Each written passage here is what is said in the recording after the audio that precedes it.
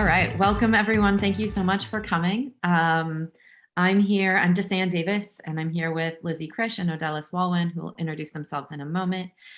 We are from RockEDU Science Outreach at the Rockefeller University in New York City, and we're going to talk to you today about a few different programs that we've been running all since the pandemic started, and all with various intentions of meeting both internal needs of our own communities while also being able to reach more broadly and have impacts on the broader communities that we try to serve, both the scientists and research communities within our university, as well as the K through 12 students, teachers, outreach professionals, and others that we engage with in the variety of programming that we run.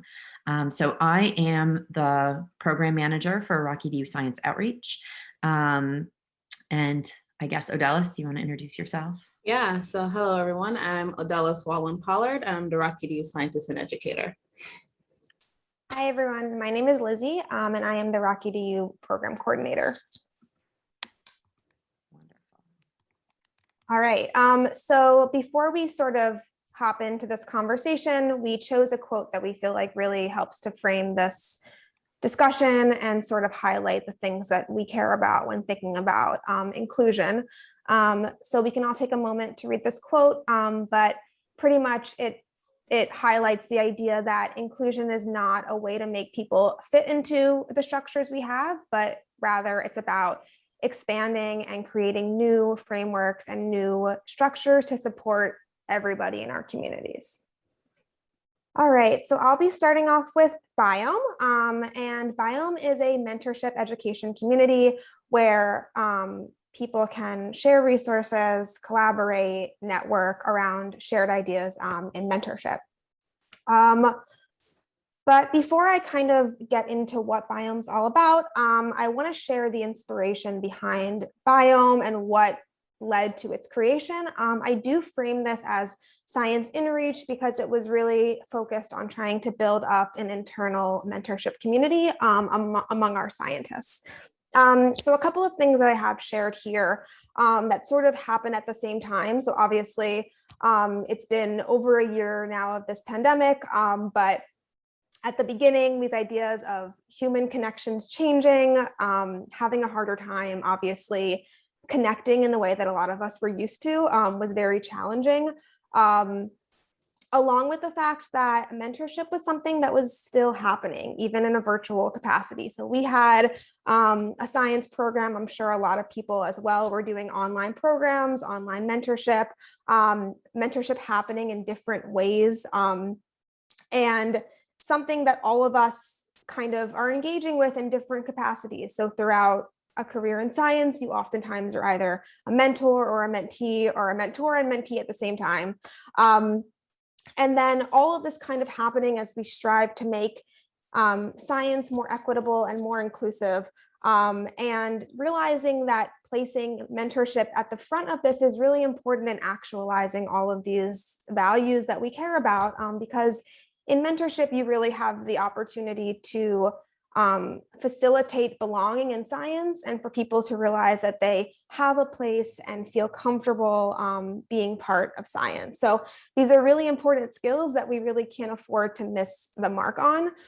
So all of these things kind of happening at the same time sort of inspired this virtual community. So Biome, which stands for Building Interactive Opportunities for Mentorship Education, is a virtual Slack-based community that is all about connection and collaboration around these core ideas that we care about in supporting mentorship, advocating for professionalizing these skills, modeling what this behavior should look like in practice, and talking really specifically about the importance for a mentor to learn how to manage, how to, grow in that relationship, but also realizing that mentorship is a pathway into science and into equity, and really talking about that very openly. So this included our campus community as well as our two partner institutions, Sloan and Cornell. So how does all of this work? So at RockEDU, we believe strongly in customizing your relationship when you're in mentoring. So obviously there are needs of mentors and mentees when it comes to these conversations. So we've applied this also to biome. So people are able to engage in a way that is comfortable for them and that meets their needs. So people can choose to scroll through our Slack page and just like scroll through and move along, or they can actually choose to take active roles like hosting events or creating new content. And this is kind of because we realize that there's no like one size fits all to a lot of these models. And so finding ways that help our model to be functional and to bring people in to learn was really at the core of this. So we also host events, which also have different kinds of formatting. So events that are on Zoom as compared to on Slack to kind of help people to feel comfortable in these models. And these include things like weekly events or co-sponsored events with clubs on campus. And then we also have, obviously, we care a lot about how this information can be shared. So we're in the process of sharing all of these outputs online in an effort to kind of promote these conversations and these dialogues more broadly. So here I'm going to specifically highlight an event that we run because I think it really showcases the realities of iteration and failure and all of the things that happen in science kind of in practice. So this event is Mobilizing Mentorship, and this is our weekly event that we host every Friday on Slack. And it's weekly drop-in hours where people are able to talk about topics in mentorship. The chats are really informal, and it's a way for people to get their questions answered, but also to bond over just common issues of like, oh my goodness, there is somebody else who has that problem in mentorship, and I'm not alone in having this, question or this struggle. And we talk about things like mentorship theory and supports and, power dynamics and all of these things that come up. And in this format, while we also have the option to just scroll through, we do allow people to take on roles as host or, for example, that would involve training into how to facilitate an online event. So I provide all that training on how to pick a topic and the kinds of questions to ask and all those kinds of things. And then we also bring on people to like hype up the conversation. So people who are just around in the chat to answer questions or to engage, and then a person who transcribes everything. So after all of this, these conversations end up online as a way for people to, again, kind of use this content, see how it applies to their own communities. So that's kind of happening now as we speak. So this did not happen overnight. It's still actually a work in progress in a lot of ways. So I kind of wanted to share a little bit about how this all is coming together. So we started really small.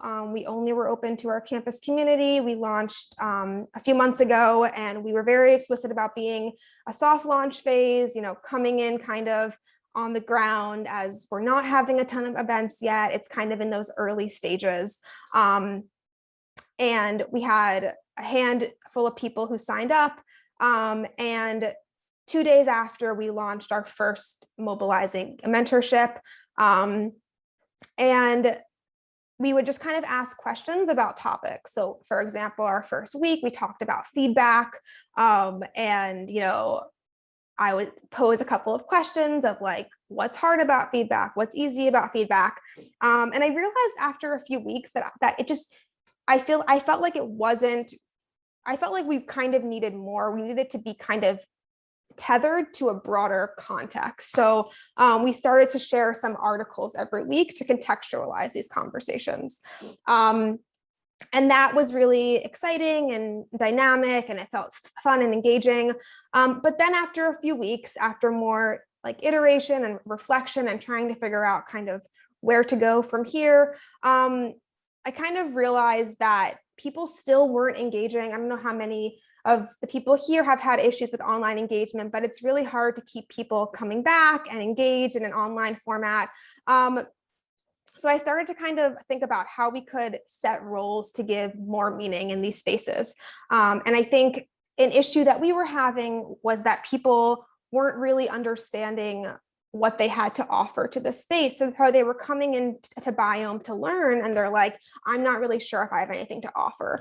So by having these formalized roles and these outputs where people could actually see like, hey, I created a thing and here is what I'm able to contribute, it's actually really helped people to sort of have that belonging in this space. And so that's been really successful and fun, and that's been happening for a few weeks now. Soon after that, we had our first co-sponsored event with the Inclusivity and Diversity Club on campus.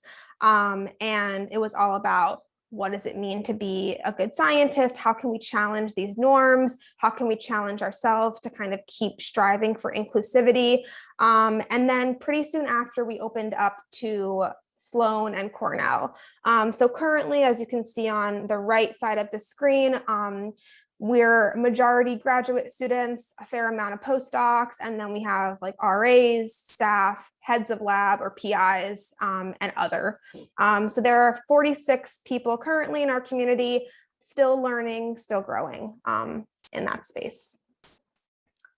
All right, so kind of as a recap on all of this, this community was really created as a space to support mentorship relationships and create a space that people could learn and share and promote best practices in mentorship, which obviously puts DEIA principles at the core of that, and finding ways to model that behavior that we want to see in mentorship. So being able to customize and opportunities to get involved in a way that makes sense for people and their schedules, and the fact that they might be super available week 1 and have a ton of experiments week 3, and finding ways to accommodate and meet those needs. And then of course, I want to reiterate, lots of trial and error, it's still happening. And that's part of science, and that's part of my experience that I've been having in this space. Thank you, Lizzie. So now I'll talk about another effort that has been going on at RockEDU, also born in the midst of the pandemic, like most of our remote programming, and it's called Lab Backstage. And it's a way that students in the area, New York City and the surrounding areas and beyond, can connect with scientists, and they're connecting with teachers and their classrooms. And so this was more so like a training effort that can lead to mentorship, and we can talk about how that process happens. And so before we were able to be in person, we had our in-person programming called Lab Experience. And so this was a way that scientists can connect with classrooms. Doing this, teachers would bring their classes in. It was specifically New York City students and teachers. And this was a way that scientists can just come into our laboratory. They sign up for a day, a half a day. They connect with students. They help assist them in techniques and experiments that they're doing in the lab. They also have a time to have conversations with students over pizza lunch, which we all miss dearly. Didn't think I would miss pizza that much. And in this particular program, and we didn't necessarily train scientists, we provided them with curriculum, and they were able to read it over. It was pretty straightforward. We were able to develop mentorship relationships with a lot of our scientists. So they come in more than once. We have repeat scientists, so they'll be like, this is the thing I want to do outside of my lab because I'm very interested in engaging with classrooms. I'm very interested in science engagement, or I might want to go into teaching. So we've had several volunteers who've eventually become, I guess, our mentees of RockEDU that have gone into teaching and have gone into outreach and science engagement. And so we wanted to provide a similar opportunity for scientists. We realized, especially this past year, a lot of scientists really wanted to get involved in science engagement and reaching outwards to the community, specifically in New York City, where we find a lot of disadvantaged young people and people who aren't, and students who aren't really getting the same opportunities that they were getting in person. And so this is when we came up with Lab Backstage. And so with Lab Backstage, we're still able to give scientists the opportunity to connect with classroom, just now in a virtual platform. So this happens over Zoom or Google Meet, depending on what the teachers or the school allowed for virtual engagement. And so this way, we're actually able to now introduce trainings for scientists. So we have one-on-one trainings with scientists prior to them engaging with their classrooms. And we do find that scientists end up signing up for more than one sessions because they see it as something valuable, not just in their science, but being able to connect with the outside community, but also being able to connect their science to those that are not in their fields. So through Lab Backstage, we want to highlight specific things. So for our scientists, you want to ensure that they're able to showcase science as a human endeavor. And we do this through a means called scientist storytelling. So we work with scientists to kind of develop their science story and their own personal stories in a way that can connect to people outside of the lab. So I can talk a little bit about how we kind of help them develop that storytelling in the next slide. We wanted to also highlight the diversity in the research community. I think it's still, even though we're not there yet, I think we're definitely growing in the diversity of faces in science. So here on campus, we have scientists from all over the world. We know science is a universal language, and it's really an amazing opportunity for students to see themselves in someone who is doing that science. We want to also expose these students in the area to the application and process of science. We find that in the classroom, science is pretty much taught as something disconnected to their everyday world. They don't really understand how the process works or what science in a real laboratory looks like. So we're able to provide that for students virtually. And also it's a really good way that these students can engage with science and a scientist. It's not very often that they get the opportunity to say, hey, I just met with a scientist and I was able to speak with them about what they do in a laboratory. And now I understand like why science may be important, maybe not to them, but to the scientists. And it kind of gives them this opportunity to see science through someone else's eyes. We find that this program was a low lift for scientists. So it's kind of a one, where they can choose to just do it one time. So it requires a training prior, doing the session. The sessions are usually about an hour long. All the sessions coordinate with the teacher's classroom time. So it can be anywhere from 30 minutes to an hour. And we make sure that we incorporate several things within that time frame that scientists can do to engage with students. And this is a really great way for scientists to start developing those science communication skills that they won't necessarily get in a laboratory. There aren't many opportunities here at Rockefeller for scientists to engage outside of their lab. And RockEDU, I think, offers a lot of that for scientists here on campus. So I'm going to take you through the programmatic timeline, so how Lab Backstage actually works. So this took a lot of iteration, like many of our virtual programmings. So we actually engage with teachers first that we've engaged with in our prior programs to figure out how we can develop a program that's a low lift for them, but also a program that's a low lift for our scientists. And so once we fine tune what that process looks like, we started with open calls. So RockEDU already have a newsletter to engage our scientists, our teachers, our volunteers, and our students. And so this open call goes to scientists and teachers saying, hey, we have this program. These are, fill out this form, tell us what dates are available, how many students in your class, what's your topic of interest. We then send emails to both the scientist and the teacher once we have a match. And so the scientists would sign up on a day or time that works for them. So they just literally look through the sheet. They say, hey, I know I'm not doing anything on this particular day, or I can make space at 8 a.m. because no one's in the lab at 8 a.m. And this is a really great opportunity for me to show around the lab without interruption. Or it's an evening class, and I think it works really well with my schedule.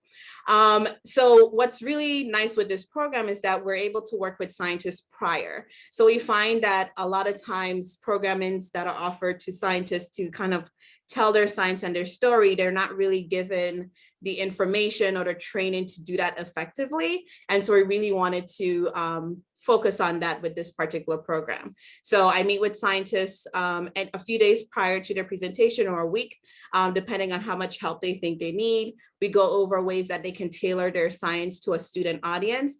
We usually say if you can explain your science to a high school student, you can pretty much explain your science to anyone.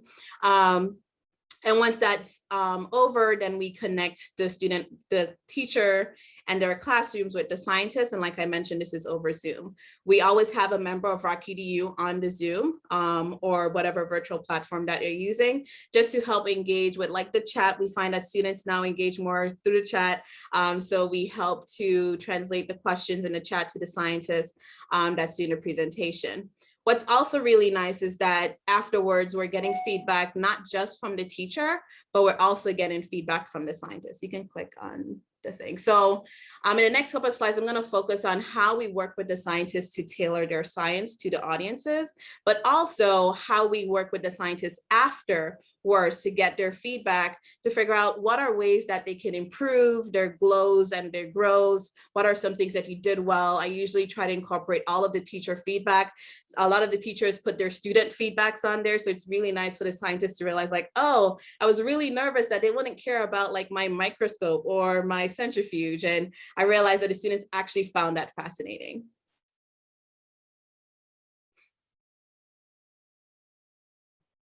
So the two ways that we train the scientists in order to connect with these diverse audiences, if you're familiar with New York City, I think we have one of the more diverse communities here, despite in New York City public schools, it's predominantly underserved communities. So we have a large percentage of Black and Hispanic origin students. So it's a really nice way also for scientists to engage with that community without putting in a lot of extra effort. We do the connection with the teachers and the classrooms, and then we give them the tools needed to connect with that audience. And so for the scientist storytelling, we actually provide all of our scientists with a speaker guide.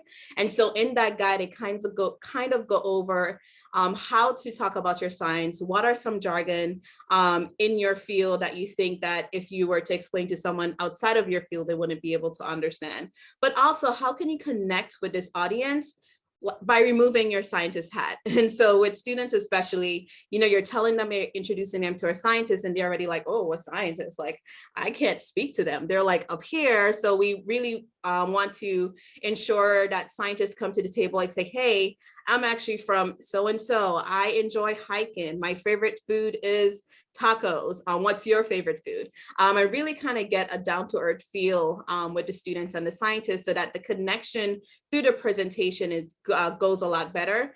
Students feel more comfortable asking their questions and engaging with the scientists. Another specific part of the training is how we're going to expose the students to scientific topic. This is also very sticky situation, because we find a lot of the teachers want our scientists to teach their students. Teachers are tired, we understand. It's been a year of virtual school and they just want like someone to teach a slot for them, but we really want to stress on students getting exposure, not just like learning a topic, but more so seeing how that topic plays in a real life scenario. So we work with scientists to say like, hey, just focus on one or two really fun ideas, something that like makes you excited about your work, and focus on that with your students. Show them where you work, show them your lab space, show them your lab bench, show them the people in your lab, walk around, show them some cool animals if that's allowed. And so they do this by showcasing their experiments. They can do like hands-on experiments in front of the camera, or they can do it by showcasing equipments and doing tours of their laboratories, which we find has been working really well with our students and scientists. So afterwards, like I mentioned, we provide surveys for both our teachers and scientists. I'm just highlighting some of the points of what scientists are saying and how they feel the training goes into how they're presenting to these sessions.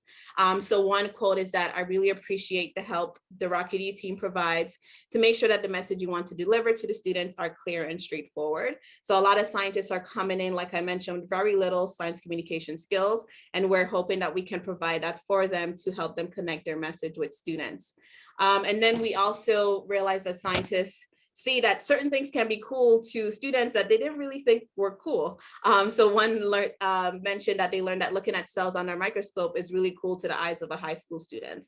Things that I think we work on all the time, and it kind of goes over our heads. That's something that sparks what we call wonder and awe. And then finally, a scientist mentioned that we provide very good guidance on how to prepare the presentation. and class lecture. And then we also they found that meeting to talk about the outline of the class is extremely helpful. So we also meet with the teachers via email. We ask them like what their goals for the classroom is, and we translate that to the scientists. And so we find that with this program, it's a way for scientists to value science education, but it's also something they can do one-off to motivate scientists to maybe eventually mentor students. I do find that we have several scientists that have volunteered many times that are in a situation where they're trying to figure out where their career might go, or something that just makes their day better, or something to, highlight and make them feel like they're contributing to the DEIJ efforts that we have here at Rockefeller University. So we find that this is a way that scientists can continue engaging and perfecting their SciComm skills. And scientists eventually participate with many of our other programs, and that can lead to a mentor-mentee relationships for many of them.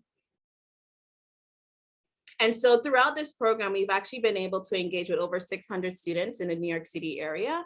And Backstage started in the end of November 2020. We paused for winter break. We started in February. So we only had about 4 months, I would say, of active lab Backstages. I think that's pretty commendable that we've been able to engage with this many students. There've been over 16 scientists from Rockefeller University and the nearby institutions. And we've also been able to engage with more than 17 schools all across the area. The majority of the schools are public schools, and we do have a handful that are independent schools. And so just to recap, we realized that all of the volunteers that are part of the Lab Backstage program found that the training and the time that we spend with them before and after the sessions are personally enriching, and they value it very much. The flexibility and the low lift of the programs, we feel offers ability for scientists to introduce themselves to science outreach and engagement. A lot of these scientists actually did it for the first time, even though we've had programs for many years on campus, and we find that scientists are like, oh, I could do this. This is over Zoom. It's only an hour. They're going to train me. Let's do this once and let's see if I want to do it again. And like I mentioned, a lot of times these scientists decide to do many sessions, and it ends up becoming a relationship with our team for them to hopefully mentor students in our more hands-on programs that Disan will talk a little bit more about. Wonderful. Thank you so much, Odaelys. So I'm going to talk about a more in-depth program that we started this year that we call the RockEDU Fellows program. And this was born out of a need where we usually run a summer research program. We bring in a bunch of high schoolers to do mentored research, usually in a one-on-one, one student to one scientist paired relationship that is just not feasible while we are all remote and while our campus still does not allow online in-person visitors. And so we found that we needed to figure out a way to run an effective research program online. And we pulled together a quick version last summer that our team really did an incredible job of pulling together some of our pet projects and our past experiences into things that the students could do from home. And while it doesn't replace the in-person experience, it had some fantastic opportunities, such as students realizing that they could do a piece of the scientific work themselves. And because they're at home and they're by themselves, they experienced autonomy in those parts of the research process. And they still felt like they could engage pretty deeply with others and with scientists about the kinds of projects that are happening. And so for this summer, we really wanted to be prepared with projects that students could do, but that move beyond the volunteers that we had and the expertise of the RockEDU team. And we're curious about what other scientists on campus might have to offer more broadly to these kinds of programs. And so we launched the RockEDU Fellows program as a paid program where we sponsor the fellows with a $3,000 stipend for a series of work to train, to run a track of students. It'll be around 10 or 11 students this summer. And then to have some sort of output from that that'll go onto our online resources so that some of their work that can translate more broadly is easily accessible for others to use. And so we put out an application and we got 12 scientists who were interested in participating in this program, which we thought was really great considering the circumstances and not really being sure what to expect of a high lift program. After interviewing them and reviewing the essays that they wrote, we selected a cohort of 6 fellows and have spent a lot of time starting last November investing in creating a community for those fellows. They also have worked extensively with 2 additional facilitators to another program that we run called Lab Jumpstart that is underway currently. And so there's been some nice back and forth between these related programs. And invested a lot in building community between all of them. We brought in an improv troupe to engage everybody and also to talk about some of the education and community building skills that can be accomplished through using improvisation activities. I do regular check-ins with the fellows. We've paired them up into small groups so that they have peer mentors that can provide feedback on an ongoing basis on their projects and connect them all. We've also spent a bunch of time in the middle of the training really offering lots of frameworks for different elements of this work. So conversations around equity, inclusion, diversity, and justice, mentorship, pedagogical training for teaching groups of students. That's part of the benefit of running these tracks, is that you don't have to spend a bunch of time on the computer training one individual at a time. You can run sort of these small group trainings, and then the students can find their individual autonomous projects or components of the research along the way. And structuring some of the lesson and tutorial preparation. And so we are now nearing the execution of these tracks, where we're recruiting additional scientists to join these fellows in leading the tracks this summer. And each fellow will have the responsibility of leading their team of scientists and students through the research project that they have designed.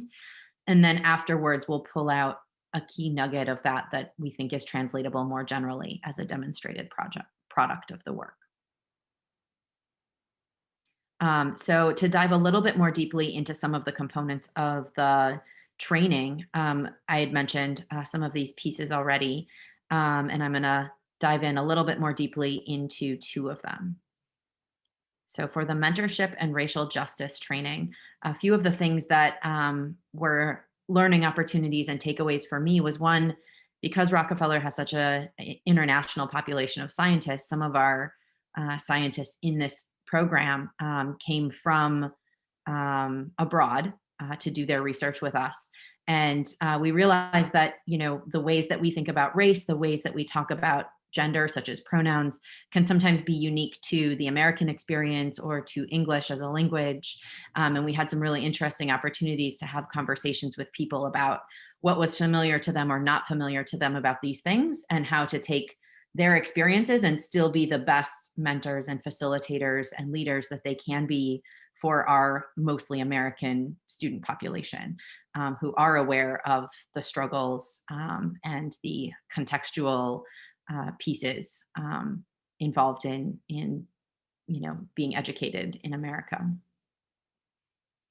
And then we also have continued to reflect on how much of this work can we do ourselves, and when do we need to bring in others to speak to their own lived experiences and from different areas of expertise. And that's sort of an ongoing challenge that faces budgetary challenges and logistical challenges, but really also presents tremendous opportunities for people to learn from a more broad group of trainers and mentors along the way. So in addition, we do project development work where we structure, planning of the project. So we use an adaptive action plan structure that we used with our scientists in structuring the time that they're developing their projects. And then we're going to encourage them to use that same type of planning structure with their students in the summer to structure their autonomous work. We also found that structuring some of our check-in meetings to build off of the familiar scientific lab meeting structure was really effective because it was familiar. It set the bar at sort of the right level of formality, allowed people to sort of jump right in and share. And in fact, I think we needed a lot more time for those kinds of check-ins and conversations in the way that scientists present a lab meeting and it presents an hour of conversation and discussion. And in future iterations of this, I would love to have that same level of conversation and feedback about all these projects that everybody's developing. And then there's also sort of this ongoing question as we're asking scientists to develop new projects and new content of how much do we share previous examples as templates and ideas, and how much do we encourage their creativity and their diversity in structures and approaches as ways of sort of seeing, you know, what haven't we tried yet, and what comes naturally to other people when they think about this work, and how can we co-create the structures or the styles or the components that work best for an individual project and an individual fellow.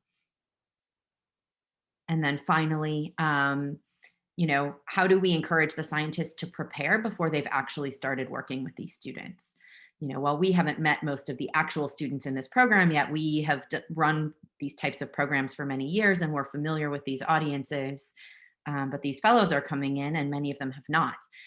And so helping them both to use this preparatory time effectively, but also to acknowledge that they haven't yet worked with these populations. And I think this is an opportunity for growing in the variety of programs that we've run and being more overlapping in the kinds of programs and ways that our scientists can get experience along the way. And so finally, the RockEDU Fellows Program was designed to fill the need of developing research projects for our remote summer program. And to do that, we leaned on the expertise of scientists in our community. In doing that, we found that several scientists were eager for a really in-depth professional relationship, skill building, mentorship, project development, all of these factors.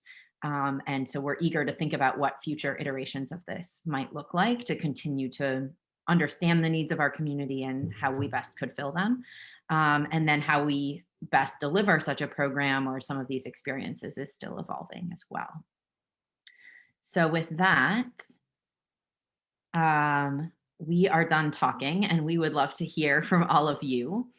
So we've put together a Jamboard with a set of questions or prompts, and we'd love for you to take a few minutes to answer any of the questions that feel most relevant to you. And we'll break up into breakout rooms in a few minutes where we can chat more openly about any of the ideas that you have, the questions that you have, what this brings up for you. If you have more direct questions for us, feel free to put those in the chat as well, and we can address those either in the chat or take a few minutes after we fill out the Jamboard. Lizzie, Odaelys, anything else to add at this point? No. All right. Has anyone not used Jamboard before and want me to explain a brief intro to what's involved?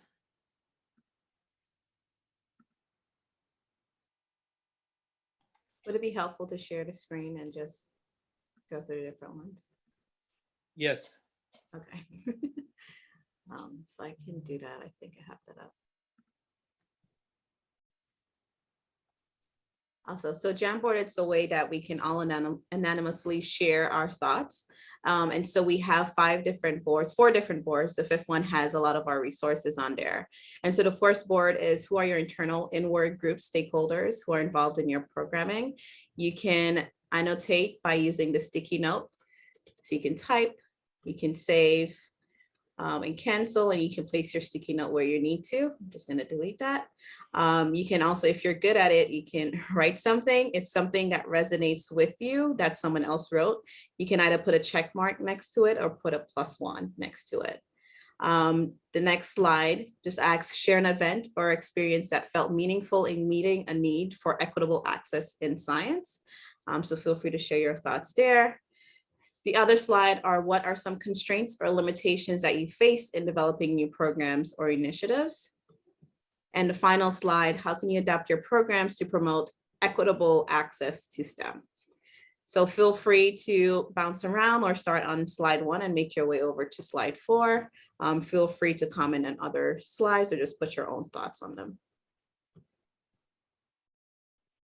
Awesome. So we'll start to wrap up. Thank you for all those who've input your thoughts on the Jamboard. We realize that number 2 does require some thought and reflection, so it's fine if there's nothing on there, but you can talk about it in your breakout rooms. And so what we'll do, we'll split up in about 2 breakout rooms, 3.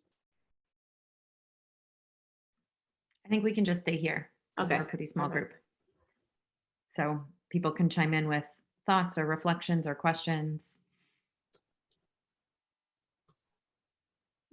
And so one of the first questions we wanted to ask is, what do you think is a need in your communities?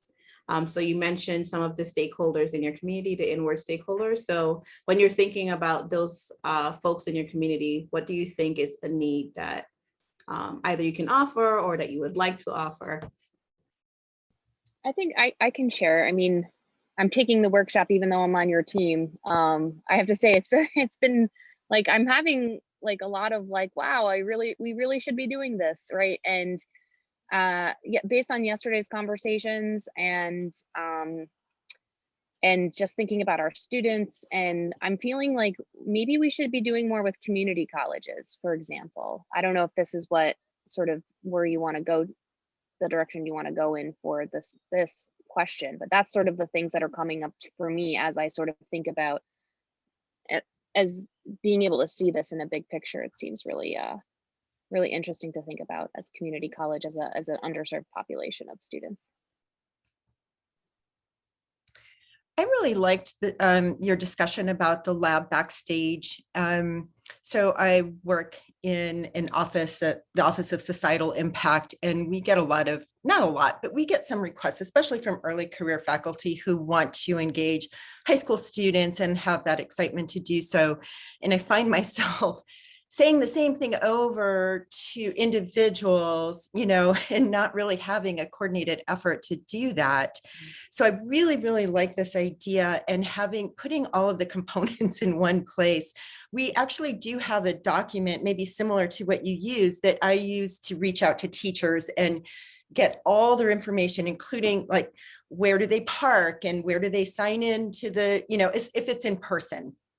And then something similar for that I give to the faculty members of what the teachers might expect that they're going to do, and kind of bring those things together. But it'd be really great to have a more coordinated effort and train multiple people at once, or coach or whatever. So I really, really like that, and would love any resources that you might have that you can share. Would be super helpful. Like even if you use forms, or if you have sort of standardized emails that you send out, you know, that would be really helpful. Yeah, definitely. We're actually working on how we can package this to share with other institutions. So yeah, that's definitely on our mind. I like that you mentioned training. I do find that it does take a little bit of time to train every scientist.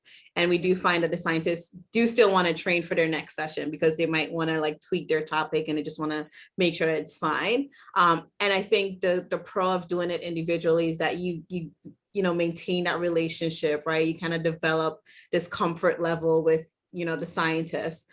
We've thought about, though, if you wanted to expand, is maybe doing, and we've done this with another group, is doing like one session where we kind of go over the entire training. The downside of that is that we're not specifically focusing on what they want to do, but more so like, here are the tools that you can use to adapt to whatever it is you want to do.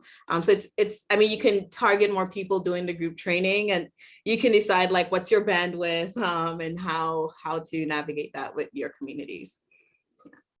So if there isn't a need in your community, or that you don't see right away, what steps can you take to pinpoint where your needs are? Well, I think it's pretty simple, but just surveys. Like we collect at Caltech, at all of our events, internal events, we're collecting names of people who are interested in doing outreach. And I think then we kind of reach out to them with specific opportunities when they come up. But if we conducted a survey to kind of find out what their interest is, are they willing to go into a classroom once a week all term, or do they need to do a one-off presentation and then get back to their studies? You know, what's their level of engagement that they're interested in? I think if we created a survey that kind of posed all those questions, it might help help us target and do better matchmaking, because I think sometimes it's kind of overwhelming. We throw out all these options and then they don't know where to start. So just a good old basic survey of how many hours a week are you willing to commit? Do you like elementary or high school student work, or, you know, just some basic questions. And I don't think we've ever really done that. So it's like an obvious thing that just occurred to me through this process. So thank you. Yeah, thank you for that. I think we've also been thinking about that. I think a lot of the programs that we've developed over the past year was based on feedback from scientists that were already in the programs that we had. And so I think we've been doing a lot of talking and how do we assess, and we've developed multiple programs to kind of pinpoint where the scientist motivation is and how they want to get involved. But I really like the thought of letting them tell us exactly what it is they're looking for and then develop it that way. Luckily, it's been working the way we've been doing, but I think doing the surveys might pinpoint exactly what the needs are. I don't know if anyone else wants to touch on that. I'll add to that I think it's important to sort of talk with scientists about these like qualitative assessments of their time availability. But another thing that I've been doing on the other end is more of a quantitative assessment with the university administration and all of our faculty. We've been preparing a survey of like, what is your lab capacity? Tell us how many students you can typically take, and just actually have like a numbers game to go off of. And so I do think that there's two ways that you can think about the survey. One is from this sort of like administrative-y / desk space, butts and seats kind of. I think that quantitative number is actually quite important. If you're talking about in-person kinds of opportunities and spaces and campus buy-ins and all these other elements that are really important for making sure that your outreach is going well. And then the efforts that I think Odaelys and Disan and Lizzie are doing with our scientists and talking to them to say, hey, how should we structure our program so that you can insert yourself? And I think that twofold approach is really important for getting like a more cohesive uptake of all these practices among our communities. Yeah, and I will add that I think Jeannie brought up the word motivations with our team before, but not just asking about the logistical elements, but asking about our community's motivations for being involved, because sometimes they only know what they know or what is familiar. Or they think, oh yeah, I want to go to students and tell them all about what I do and why it's so awesome. And they don't kind of realize the challenges with that, or that it might not meet the same need that they went in having, which might be fine. But sometimes helping to figure out, what do they actually want out of this? And that was one interesting thing that came out of the RockEDU Fellows program, actually at the stage of interviewing the applicants. And I had several applicants say, I'm applying because I want to connect with other people who are interested in this stuff. And I was like, oh, all right, community development within this cohort needs to become more important. And so, there's also kind of that level of, hey, we really need you to do this outward thing, but along the way, I can figure out how to do it in a way that really serves the core needs that you have. And so there's an interesting give and take in that. And I know we've been working on some of these surveys for our campus, and it's really hard to figure out the balance in these survey questions. So it could be really fun to follow up and think about the kinds of questions that we each could ask in our different contexts, but might lighten the load of figuring out how to phrase all these things and how to reach out on some of these different dimensions without survey fatigue. And yeah, I guess for the last few minutes, I just wanted to go back to the Jamboard. I saw a lot of amazing comments, reflections. I was peeking specifically at the constraints, because I think it's a thing that all of us face, especially with time being the biggest constraint. Usually it's like funding and time. These are like the two things that we see over and over again. Just personally, in thinking about this and the work that I've been doing, I feel like scaffolding is really, really helpful in, making things easier. So kind of having these pathways where you can make engagement as easy as possible for people, like even like having a website that's like easy to navigate, like having forms that are easy to fill out, things in one spot, things where people don't have to reach out to a person to a person to a person to get answers, like all of these ways kind of to streamline when you're trying to get these efforts out and to make things easier. So I guess I would love to hear from all of you kind of about constraints, how you've been able to work through them, and things like that. One thing we've done with our graduate students is as they get involved in outreach, sometimes it starts to impinge or they feel like it's taking away from their research. And so we've had cases where we've talked with them and their faculty member, their PI, to say, this is an important piece of their education while they're at Caltech. And if they're going to go into academia, then they need all of these skills just as much as whatever they're learning in their research. And most faculty members, I think, realize that. Some who have been at it for a long, long, long time have forgotten that. So they're the ones that are more resistant. They're like, if you're not standing at your lab station, 80 hours a week, you're not doing your job. Well, there are other parts to that job. So we try to help intervene with faculty and remind them of the bigger picture. And that's a really thin tightrope, I guess. But the grad students are afraid of their PIs sometimes. So our office can help bridge that gap a little bit. And if they hear it from us, then they remember, oh yeah, this is important too, not just my grad students trying to slack off, so. But that's a very delicate thing. Absolutely. And thank you for sharing that.